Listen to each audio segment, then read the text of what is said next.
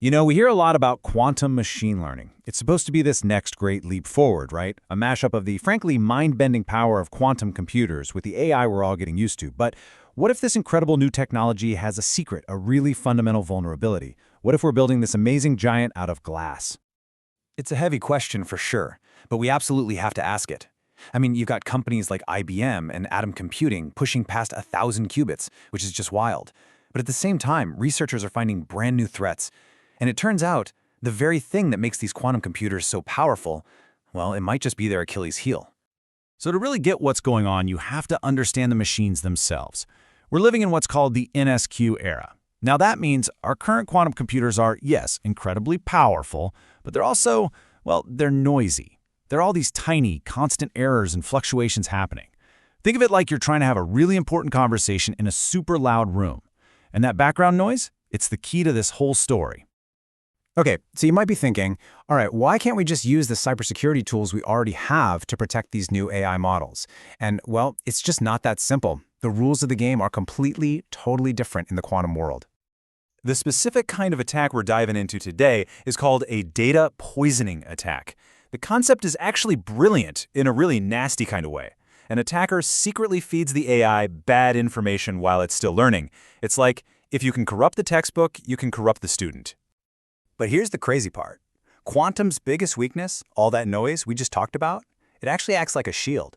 See, classical attacks usually rely on making these tiny little subtle changes to the data.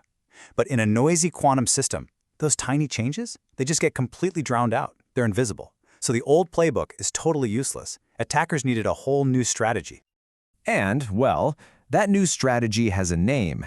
Researchers have discovered an attack that doesn't just manage to survive in that noisy quantum environment, it actually uses the noise to its advantage. It weaponizes it. So let's meet the villain of our story, QUID. It stands for Quantum Indiscriminate Data Poisoning. And this is the first attack of its kind, designed specifically to take down machine learning models on this new quantum battlefield. So what's QUID's secret sauce? What makes it so dangerous? Well, instead of those tiny, subtle changes, it does something much more blunt. It's a label-flipping attack, and that's a hard enough punch to get right through all that quantum noise. And here's the kicker for an attacker. It's efficient.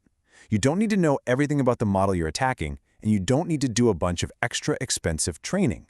That makes it a way more practical threat. So, how does it actually work? Well, the genius of QUID, and it is a kind of evil genius, isn't about being subtle at all. It's about causing the most chaos, the most confusion possible. Think about it like this. A classic attack might try to teach an AI that a picture of an apple is actually a pear. You know, they're kind of similar, it's a subtle mix-up. QUID does the exact opposite. QUID tells the AI the apple is a carrot. It's not just wrong, it is the most confusing, nonsensical kind of wrong you can imagine. And this isn't random. It's a very calculated strike. The attacker grabs a piece of data, let's say the number 1, and maps it into its quantum form. Then it measures the quantum distance from that 1 to all the other numbers. And here's the final move. They don't just relabel it as something else. They relabel the 1 as whatever number is the absolute furthest away in that quantum space. They are guaranteeing maximum damage to the AI's understanding of the world. And that's the core idea, pulled right from the research paper. The attack actually weaponizes the way the data is structured in this weird quantum space. This isn't just random guessing, it's a targeted strike engineered for maximum chaos. Okay, so we know how it works, but how much damage are we actually talking about here? This is where the numbers start to get, well, honestly, a little scary. So let's take a sample AI model. Its job is to recognize handwritten digits. When you give it a clean dataset, it does a pretty good job. It gets 93.3% accuracy. For all intents and purposes, it works. Now, watch what happens when a QUID attack poisons about 70% of that same training data. The model's accuracy doesn't just drop, it plummets to less than 1%. That's not a failure. That is a total, catastrophic collapse. The model is completely, utterly useless. And just look at this comparison. If you poison half the data by just randomly flipping labels, it barely makes a dent in the model's performance. But a targeted QUID attack on the exact same amount of data absolutely demolishes the model's accuracy, slashing it by over 60%.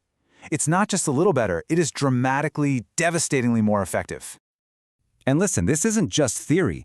The researchers ran simulations of the attack using the noise profiles from real, actual quantum hardware, like IBM's Brisbane processor. And the results? They were just as bad. QID is a real threat for the machines we are building right now.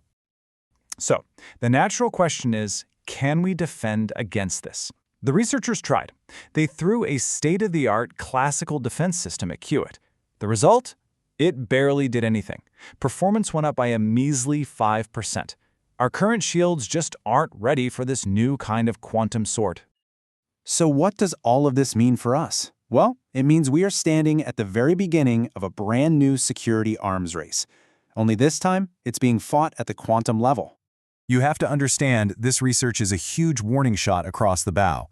It's basically the starting gun for an entire new field, telling all of us that as we build these amazing quantum tools, we have to, at the same time, build brand new ways to protect them. The takeaway here is crystal clear. Quantum AI isn't just a faster version of the AI we have now, it's a totally different beast, with its own unique vulnerabilities. Attackers can literally turn the system's own nature, like its noisiness, against it. And that means we can't just slap a patch on our old defenses.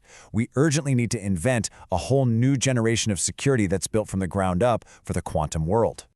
And that really leaves us with this one final fundamental question. At its heart, this attack is just a really sophisticated way of lying to an AI.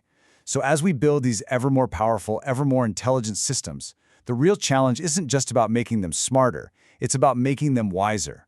How do we teach an AI to recognize a lie, especially a lie that's been so perfectly designed to confuse it?